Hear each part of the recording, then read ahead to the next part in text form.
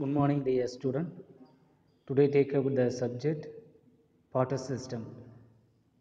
Barter system na என்ன? barter system na பண்டமாற்று முறை. ஏற்கனவே சொல்லியிருக்கேன் நான்.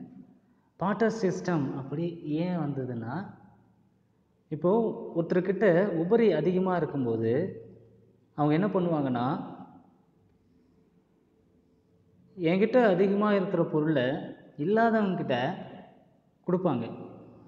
அவங்கக்கிட்ட இருக்கிற பொருள் எனக்கு எதனா தேவையாக இருந்ததுன்னா நான் அவங்கக்கிட்ட இருந்து நான் அந்த பொருளை வாங்கிக்குவேன். ஃபார் எக்ஸாம்பிள், என்கிட்ட நான் பைக் வச்சுருக்கேன், அவங்கக்கிட்ட சைக்கிள் இருக்குது. அப்போ என்னுடைய தேவைக்கு நான் அவங்களுடைய சைக்கிளை நான் யூஸ் பண்ணிக்கிறேன். ஆனால் அவங்களுக்கும் அந்த தேவை இருக்குன்னா என்னுடைய பைக்கை அவங்க வாங்கிக்குவாங்க. ஓகேங்களா? இப்போது நான் அவங்ககிட்டேருந்து சைக்கிளும் என்கிட்ட இருந்து அவங்க பைக்கும் வாங்கிட்டாங்கன்னா இதுதான் எக்ஸ்சேஞ்ச் ஆஃப் கூட்ஸ். இதுதான் எக்ஸ்சேஞ்ச் ஆஃப் கூட்ஸ். இப்போ எங்களுடைய ரெண்டு பேருடைய தேவையும் இல்லைன்னா இங்கே எக்ஸ்சேஞ்ச் பண்ண முடியாது, இங்கே பார்ட்டர் சிஸ்டமும் கொண்டு வர முடியாது. இதுதான் பார்ட்டர் சிஸ்டத்துக்குரிய முக்கியமான ஒரு பாயிண்ட்டாக இருக்குது. பாயிண்ட்ஸ் பாருங்கள். Goods were exchange for goods period to invention of money. பணம் இல்லாமல் கூட்ஸை எக்ஸ்சேஞ்ச் பண்ணிக்கிறது தான் barter system. Barter system worked on certain conditions mentioned below. இங்கே ஒரு கண்டிஷன்ஸ் கொடுத்துருக்காங்க. என்னென்ன கண்டிஷன்ஸ்? 3 கண்டிஷன்ஸ் கொடுத்துருக்காங்க. Each party to barter must have surplus. பார்த்தீங்களா, ரெண்டு பேருக்கிட்டேயும் சர்ப்ளஸ் இருக்கணும்னு சொல்கிறாங்க. ஈச் பார்ட்டி, ரெண்டு பேருக்கிட்டேயும், ஒரு பார்ட்டி ரெண்டு பார்ட்டிக்கிட்டேயும் சர்ப்ளஸ் அதிகமாக இருந்தால் மட்டுமே, surplus stocks on the trade to take place. ஆமாம், சர்ப்ளஸாக இருக்கிற அந்த ஸ்டாக் கூட்ஸு நான் என்கிட்ட உபரியாக இருக்கிறது தான் நான் அவங்ககிட்ட கொடுக்க முடியும். என்கிட்டயே இல்லை, நான் எப்படி அவங்ககிட்ட கொடுக்க முடியும்? கொடுக்க முடியாதுல்ல. அதே தான், அவங்கக்கிட்டேயும் உபரி இருக்கணும், என்கிட்டையும் உபரி இருக்கணும். ரெண்டு பேருக்கிட்டையும் உபரி இல்லைன்னா இங்கே சர்ப்ளஸ் ஆஃப் கூட்ஸ் நம்ம எக்ஸ்சேஞ்ச் பண்ண முடியாது. Second point, both the pier and seller should have required the goods each other desperately, double coincidence of wants. இப்போது பையர்கிட்ட, ரெண்டு பேருக்கிட்டையும், பையர் அண்ட் செல்லர் இருக்காங்கல்ல, விற்பவரும் வாங்குவோரும் ஒரு ரிக்வயர் கொடுக்குறாங்க. என்ன கோரிக்கைன்னா, கூட்ஸ் ரெண்டு பேருக்கிட்டையும் என்ன பண்ணுறாங்க, மாற்றிக்கிறாங்க. அப்போ மாற்றும் போது டிஸ்பேரட்லி அதர்ஸ், வேறு யாரும் வராத இவங்க ரெண்டு பேர் மட்டுமே அவங்க எக்ஸ்சேஞ்ச் பண்ணிக்கிறாங்க. ஓகேங்களா? இவங்க கூட்ஸை வாங்குவோரும் விற்பவரும் இங்கே கலந்துரையாடி அவங்க வாங்கிக்கிறாங்க. Next point, pier and seller should meet personally to effect the exchange. அவங்க பர்சனலி என்ன பண்ணுறாங்கன்னா, ஒரு வாங்குபவரும் விற்பவரும் ரெண்டு பேரும் மீட் பண்ணி அங்கே பர்சனலாக அவங்க பேசி கலந்துரையாடி அவங்க ரெண்டு பேரும் டிஸ்கஸ் பண்ணிவிட்டு அப்புறம் என்ன பண்ணுறாங்க, அந்த கூட்ஸை அவங்க எக்ஸ்சேஞ்ச் பண்ணிக்கிறாங்க. ஸோ இதுதான் பார்ட்டர் சிஸ்டத்தில் சொல்லப்பட்டிருக்குது. அடுத்தது பார்த்தீங்கன்னா, constrains in barter system. Constraints in barter system. The barter system envisages mutual exchange of one's goods to another without the interventions of money as a medium of exchange. இந்த barter systemல என்ன சொல்லப்பட்டிருக்காங்கன்னா, இங்கே without the interventions of money. இந்த இடத்துல அவங்க மேனுவலாக தான் மியூச்சுவலாக தான் அவங்க எக்ஸ்சேஞ்ச் பண்ணிக்கிறாங்க, கூட்ஸ் எக்ஸ்சேஞ்ச் பண்ணிக்கிறாங்க. அதிக அளவில் பல்காக இல்லை, ஓரளவுக்கு தான் அவங்க எக்ஸ்சேஞ்ச் பண்ணுறாங்க. அவங்கக்கிட்ட இருக்கிறத மட்டும்தான் அவங்க எக்ஸ்சேஞ்ச் பண்ணுறாங்க. It imposes certain constraints in the smooth flow of trade. இந்த வாணிபத்துக்கு தேவையான அளவுக்கு இவங்க இங்கே ப்ராசஸ் ஸ்மூத்தாக நடக்குது. ஏன்னா இந்த இடத்துல அவங்க பணமே இல்லாமல் அவங்க என்ன பண்ணுறாங்க, எக்ஸ்சேஞ்ச் பண்ணுறாங்க. த எக்ஸ்பிளைன்ஸ் ப்ளோ. இதில் பார்த்தீங்கன்னா 4 பாயிண்ட் இருக்குது, 4 பாயிண்ட் கொடுத்துருக்காங்க. அதை நம்ம பார்ப்போம். ஃபர்ஸ்ட் பார்த்தீங்கன்னா lack of double coincidence of wants. Lack of double coincidence of wants. என்ன கோஇன்சிடென்ஸ் வான்ஸ்னா, ரெண்டு பேர்கிட்டையும் அவங்களுடைய தேவைகள் அப்படின்னு சொல்கிறாங்கல்ல, ரெண்டு பேர்கிட்டையும் அந்த தேவைகள் இருந்தால் மட்டுமே நம்ம வந்து பாட்ட சிஸ்டத்தை கொண்டு வர முடியும். ரெண்டு பேர்கிட்டையும் தேவை இல்லைன்னா அந்த பாட்ட சிஸ்டத்தை வந்து கொண்டு வர முடியாது.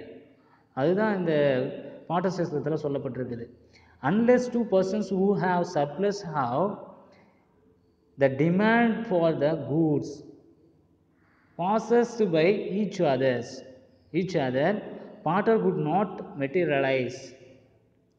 இங்கே ரெண்டு பேர்கிட்டையும் சர்ப்ளஸ் அதிகமாக இருந்தால் மட்டும்தான், உபரி அதிகமாக இருந்தால் மட்டும்தான் அந்த டிமாண்ட், அந்த தேவைக்கு ஏற்ற மாதிரி கூட்ஸை வந்து என்ன பண்ண முடியும், ஒருத்தரை விட்டு இன்னொருத்தர் வந்து அந்த மெட்டீரியலை வந்து எக்ஸ்சேஞ்ச் பண்ண முடியும். அப்போ ரெண்டு பேர்கிட்டையும் அந்த சர்ப்ளஸ் இல்லைன்னா இங்கே வந்து எக்ஸ்சேஞ்ச் பண்ண முடியாது, அவங்களுடைய டிமாண்ட் வந்து நிறைவேற்ற முடியாது.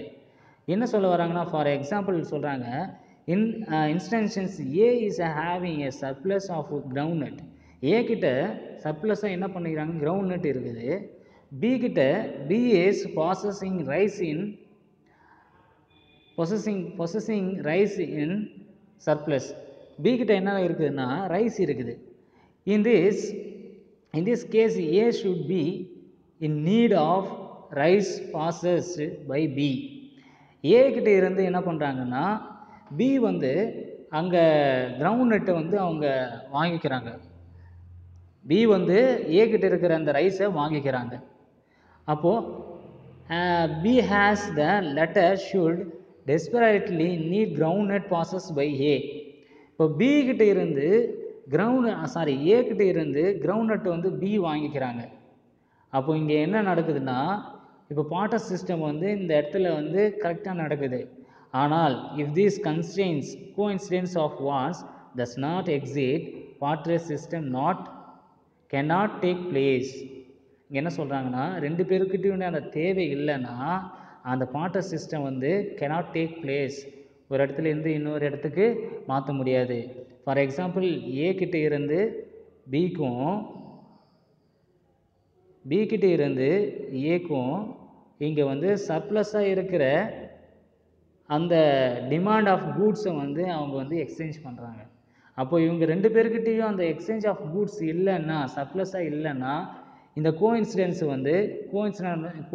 ஆஃப் வான்ஸை வந்து இங்கே நிறைவேற்ற முடியாது. ஸோ இதுதான் வந்து பாட்டர் சிஸ்டத்தில் ஃபஸ்ட் பாயிண்ட் சொல்லியிருக்காங்க, lack of double coincidence of wants. Second பார்த்தீங்கன்னா non existence of common measure of value. Barter system should not determine the value of commodities to be exchanged as they lacked commonly acceptable measures to evaluate each and every commodity. இங்கே every கமாடிட்டின்னு சொல்கிறாங்க பார்த்தீங்களா, இங்கே வந்து எல்லா விதமான கமாடிட்டியை, எல்லா விதமான பொருட்களையும் இங்கே ஒருத்தர் வந்து அக்செப்ட் பண்ணிக்கணும். காமனாக வந்து பாட்டர் சிஸ்டத்தில் என்ன சொல்ல வராங்கன்னா, ரெண்டு பேருடைய தேவைகளும் இருக்கணும், அது இல்லாமல் சர்ப்ளஸாக இருக்கிறத வந்து நம்ம எக்ஸ்சேஞ்ச் பண்ணணும். அப்போது அந்த எக்ஸ்சேஞ்சில் வந்து என்னென்னா, நீயும் அக்செப்ட் பண்ணணும், நானும் அக்செப்ட் பண்ணணும். புரியுதுங்களா? இதுதான் நான் exchange of common measures of value. இப்போ உன்னுடைய வேல்யூ மதிப்பு என்ன, அரிசி ஒரு மூட்டை வந்து எவ்வளோ இருக்கும், ஒரு மூட்டை 1000 ரூபாய் இருக்குமா, 1500 ரூபாய் இருக்குமா, அதே மாதிரி என்கிட்ட இருக்கிற அந்த பருப்பு ஒரு 1500 ரூபாய் இருக்குமா. ரெண்டு பேருடைய தேவை, அந்த வேல்யூ வந்து ஈக்குவலாக இருக்குதா, காமனாக இருக்குதா அப்படின்னு தான் பார்ப்பாங்க. அப்போ அந்த தேவைகள் வந்து நிறைவேற்றப்படும் போது அந்த கமாடிட்டி வந்து வேல்யூபிளாக இருக்கும்போது ரெண்டு பேருக்கிட்டையும் நம்ம அக்செப்ட் பண்ணிக்கலாம். இதுதான் வந்து இந்த பாட்டர் சிஸ்டத்தில். அப்படி இல்லைன்னா அந்த வேல்யூ கொஞ்சம் அப்படி டவுன் வேல்யூவாக இருந்ததுன்னா அவங்க வந்து எக்ஸ்சேஞ்ச் பண்ண முடியாது, எக்ஸ்சேஞ்ச் பண்ண மாட்டாங்க. It was difficult to compare the value of all articles in the absence of the acceptable medium of exchange. அப்போ என்ன ஆகுன்னா, அளவுக்கு அதிகமாக இருக்கிற பொருள் என்ன பண்ணுவாங்க, கம்மியாக்கிட்டு அதோடைய வேல்யூ குறைச்சிட்டு என்ன பண்ணுவாங்க, அதுக்கேற்றவாறு அதை வந்து எக்ஸ்சேஞ்ச் பண்ணுவாங்கன்னு சொல்கிறாங்க. நெக்ஸ்ட் பாயிண்ட் பார்த்தீங்கன்னா, lack of direct contact direct contact between producers and consumer. இங்கே என்ன சொல்கிறாங்கன்னா direct contract between producers and consumer. அப்போது லாக் ஆஃப்னா இந்த என்ன தடைகள் இருக்குதுன்னா, இங்கே டைரெக்டாக வந்து ஒரு ப்ரொடியூசர்ஸ் அதாவது உற்பத்தியாளரும் நுகர்வோரும் சந்திக்க முடியாத ஒரு தடை இங்கே இருக்குது. ஆமாம், எப்படின்னா பிட்வீன் இங்கே என்ன சொல்லிக்கிறாங்கன்னா direct contact between producers and consumer. அவங்க ரெண்டு பேருக்கும் சந்திக்கிறதுக்கு தடைகள் இருக்குது. It was not possible for buyer and seller to meet face to face in many contexts for exchanging the commodities for commodities. This hindered the process of barter in all particle in a practical sense. என்ன சொல்கிறாங்கன்னா, இங்கே பையரும் செல்லரும் இருக்காங்க பார்த்தியா, இவங்க ரெண்டு பேரும் face to face meet பண்ணால் மட்டும்தான் இந்த பொருளை அந்த கமாடிட்டியை வந்து எக்ஸ்சேஞ்ச் பண்ண முடியும் அப்படின்றாங்க. அப்போ ரெண்டு பேரும் அவங்க சந்திக்கலைன்னா இங்கே எக்ஸ்சேஞ்ச் பண்ண முடியாது. It was not possible to buyer and seller to meet face to face in many context of exchange of commodities for commodities. ஓகேங்களா? அப்போ ரெண்டு பேரும் வந்து பையரும் செல்லரும் வந்து என்ன பண்ணணும், ஃபஸ்ட்டு மீட் பண்ணணும். அப்போ மீட் பண்ணதுக்கான இங்கே வழிகள் இங்கே இல்லைன்னு சொல்கிறாங்க. இந்த இடத்துல வந்து இல்லை. அப்போ மீட் பண்ணாமல் பொருளை வந்து எக்ஸ்சேஞ்ச் பண்ண முடியாது. அதுதான் வந்து இந்த தடையே இருக்குது. அதாவது இந்த பார்ட்டர் சிஸ்டத்தில் பண்டமாற்று முறையில் இந்த ஒரு தடை இது அதிகமாக இருக்குது. சரி, அடுத்த பாயிண்ட் என்னென்னா லாக் ஆஃப் சர்ப்ளஸ் ஸ்டாக். இப்போது என்கிட்ட அதிகமான பண்டங்கள் இருக்குது. ஆமாம், என்கிட்ட வந்து சர்ப்ளஸாக உபரியாக அதிகமான கூட்ஸ் இருக்குது என்கிட்ட. ஆனால் அதை எப்படி நான் கொண்டு போய் சேர்க்கறதுன்னா எனக்கு தெரியாது.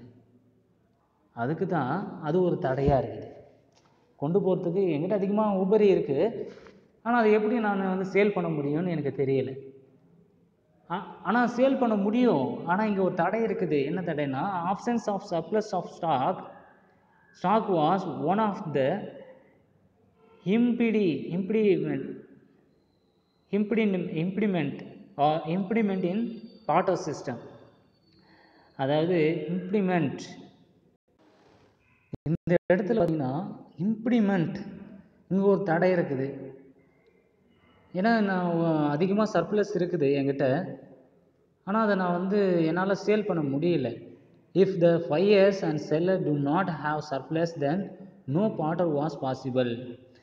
அது இல்லாமல் இங்கே வந்து ரெண்டு பேர்கிட்டையும் ஸ்டாக் இல்லைன்னா, பையர்கிட்டையும் செல்லர்கிட்டையும் ஸ்டாக் இல்லைன்னா இங்கே சர்ப்ளஸ் பண்ண முடியாது அப்படின்னு சொல்கிறாங்க. நெக்ஸ்ட்டு பார்த்தீங்கன்னா இன்வென்ஷன் ஆஃப் மணி. இன்வென்ஷனா என்ன? அதாவது பணப்பரிமாற்றம். All the upper side concerns were addressed by the invention of money as medium of exchange.